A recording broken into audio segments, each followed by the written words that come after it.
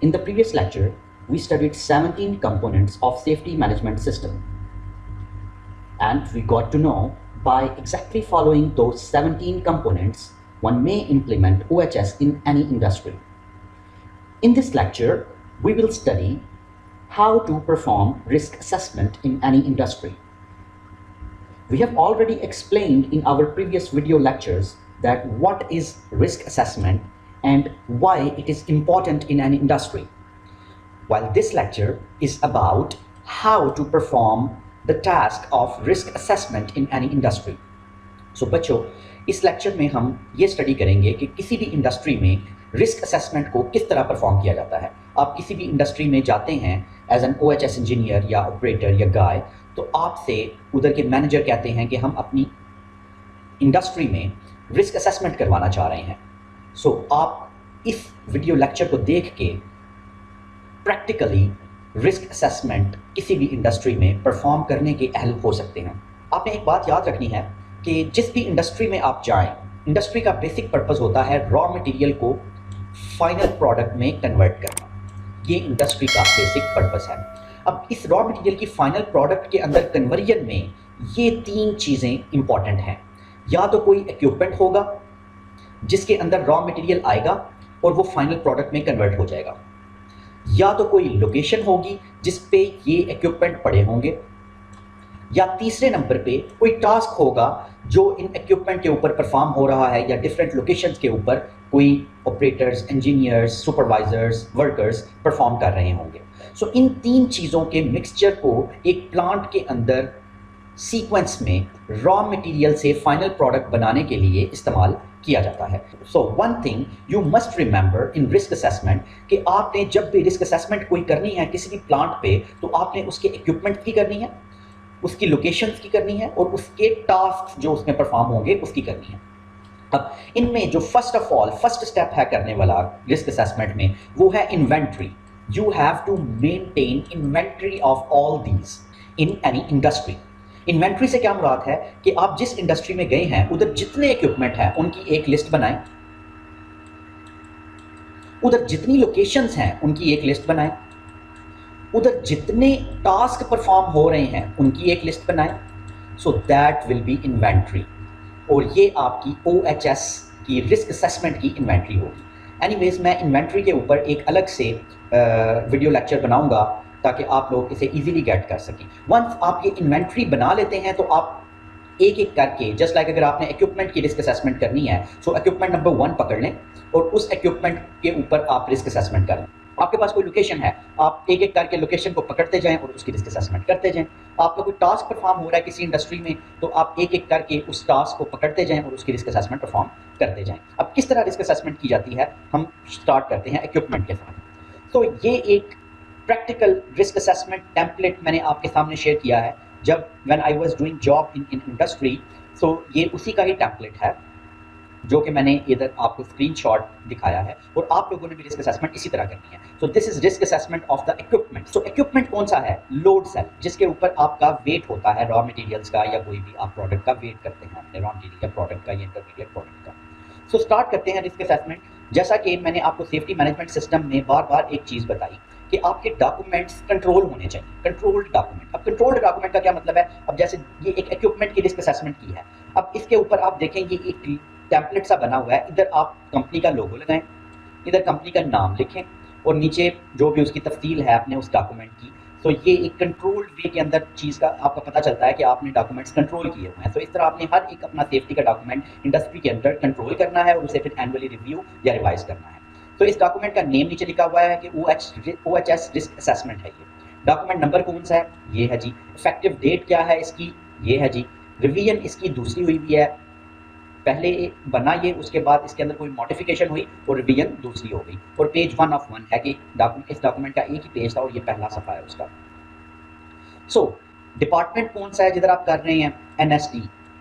Departments different areas के नाम हैं जो आपने इंडस्ट्री के अंदर दिए होते हैं अपनी सहूलत के लिए। अब क्योंकि ये एक इक्विपमेंट की आप रिस्क असेसमेंट कर रहे हैं तो लोकेशन की जगह कुछ भी नहीं आएगा। इक्विपमेंट कौन सा है आपका? Load cell. प्रोसेस है या ऑक्सिलरी है, आप इसमें से जो भी आपका है उसे टिक करें। रेफरेंस नंबर यानी कि इस डॉक्यूमेंट का नाम क्या होगा, E6, यानी कि हमने इधर लिखा हुआ था कि इक्विपमेंट नंबर 6 है ये।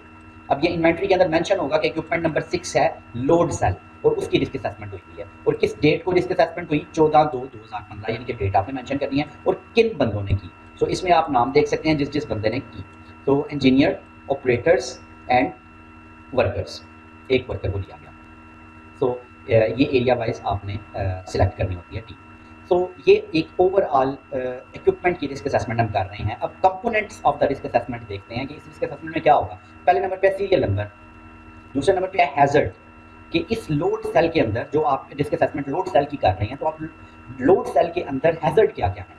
सो इधर हमें पता चला, ये थ्री ऑफ द हैजर्ड्स मैंने आपके सामने शो किए हैं, बाकी भी एक लंबी लिस्ट तक थी, बट वो एरिया इतना नहीं था कि मैं सारी आपको बता सकता, इसका जो पिक्सल्स कम हो रहे थे। सो हैजर्ड्स क्या क्या हैं, इलेक्ट्रिकल हैजर्ड इसमें पाया जाता है, बायोलॉजिकल हैजर्ड मीन पेस्ट का हैजर्ड है, या फॉलिंग का हैजर्ड है।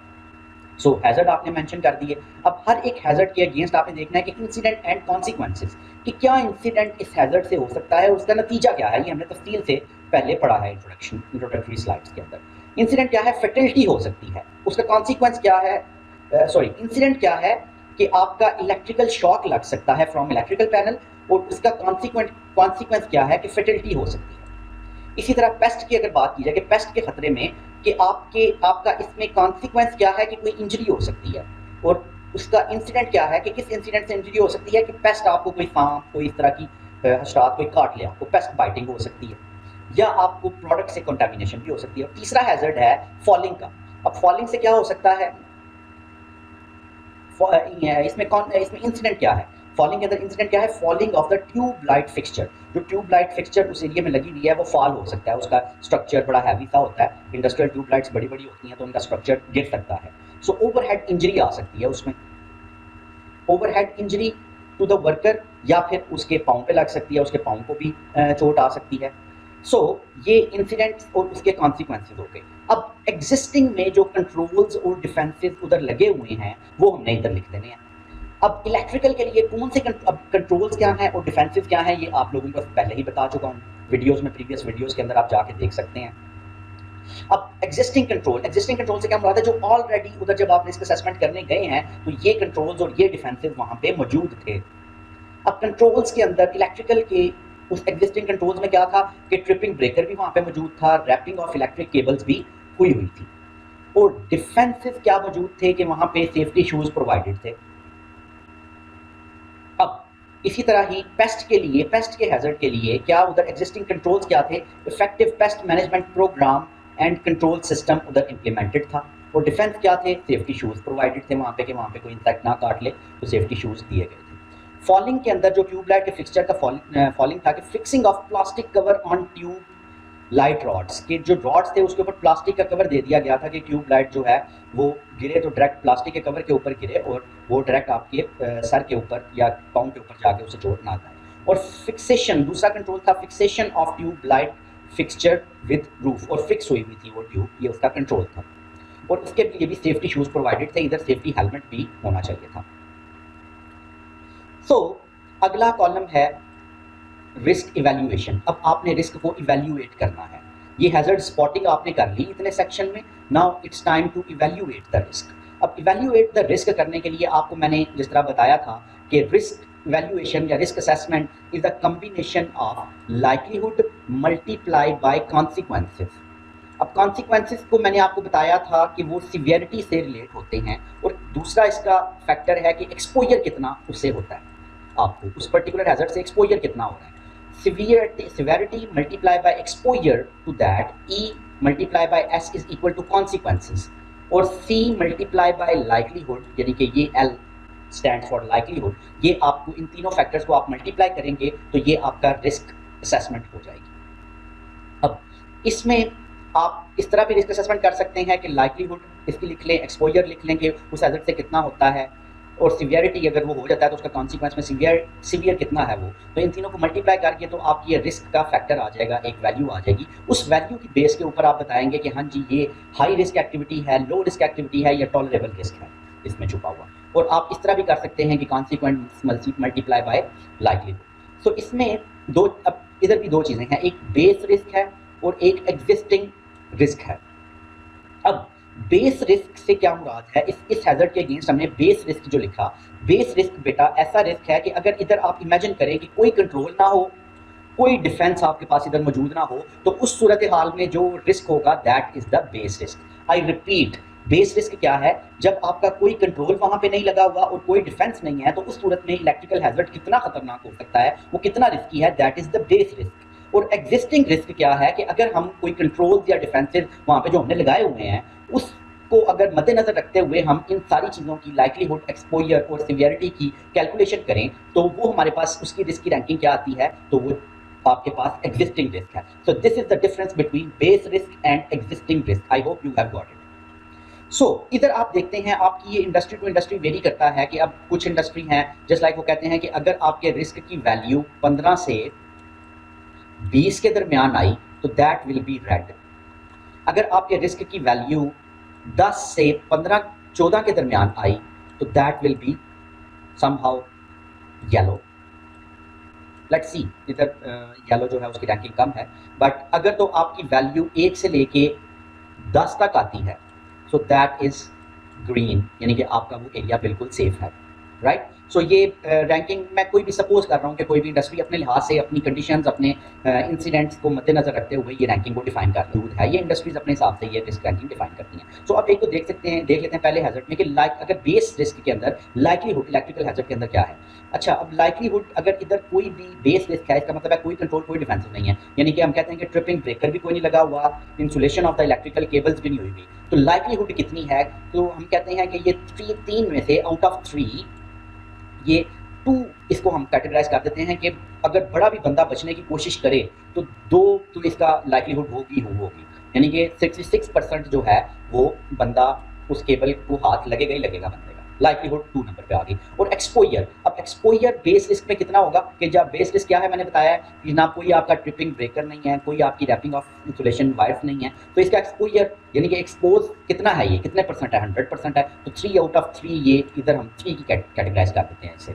और सिवियरिटी, अगर तो इधर कोई कंट्रोल नहीं, कोई डिफेंसिव नहीं, तो इसकी सिवियरिटी कितनी होगी कि अगर किसी बंदे का हाथ इधर लग जाता है तो उसका कॉन्सिक्वेंस क्या होगा, नतीजा क्या होगा, तो मौत होगी, सीधी सी बात है, मर जाएगा वो बंदा। तो ये हमने इधर 3 कर ली। अब 3 multiply by 3 9 and 9 multiply by 2 18, इसका 18 कैटेगरी ये देखें रेड हुई पड़ी है। अब रेड का क्या मतलब है कि ये हाई रिस्क एक्टिविटी है, फौरन इधर इंसुलेशन भी करनी चाहिए, हमें ये सारे जो हैं कंट्रोल्स, डिफेंसेस लगाने चाहिए ताकि ये रिस्क जो है टॉलरेबल लेवल पे आ जाए। तो इधर अब एग्जिस्टिंग रिस्क भी हमने रिस्क असेसमेंट करते हुए देखना है। एग्जिस्टिंग रिस्क में हम क्या करते हैं कि ट्रिपिंग ब्रेकर भी लगा देते हैं, इलेक्ट्रिकल केबल्स को भी इंसुलेट कर देते हैं, डिफेंसेस भी प्रोवाइड कर देते हैं। तो इन सारों को जब प्रोवाइड कर दिया तो हमारी लाइकलीहुड इसमें ये है कि अच्छा ट्रिप, अब हमने ब्रेकर भी लगा दिया, ये भी लगा दिया, लेकिन फिर भी कुछ ना कुछ चांस है कि अगर तो कोई काम करने के साथ साथ अगर उधर कोई ज़ीरो तो हो नहीं सकता, लाइकलीहुड तो ऑलवेज रहती ही है, इलेक्ट्रिकल शॉक की लाइकलीहुड तो रहती है। आप अच्छी भली वायर जब भी इंडस्ट्री से लेके आते हैं या मार्केट से लेके आते हैं तो उससे भी इलेक्ट्रिकल शॉक लगने की लाइकलीहुड रहती है। अगर तो ये जीरो हो जाए तो फिर तो आपका एग्जिस्टिंग रिस्क हो ही जीरो जाए ना, यानी कि टोटल रिस्क जीरो हो जाए। तो जीरो नहीं होता, इसका लोअर लेवल 1 होता है किसी भी इंडस्ट्री में, ठीक है। तो 1 लाइकलीहुड। एक्सपोजर इसका ये है कि ये सारी चीज़ें लगने के बाद भी एक्सपोजर को हम 2 कैटेगरी दे देते हैं, और सिवियरिटी का लेवल इसमें जो है 2 हो जाता है कि चलो जी इंसुलेशन अब हो गई है, अगर वायर को हाथ लगता भी है तो उसका इतना लेवल नहीं होगा। और इधर जो है हम इसे 2 कह देते हैं, और 2 multiply by 2 is equal to 4, इसका मतलब है ये एक टॉलरेबल लेवल पे आ गया है।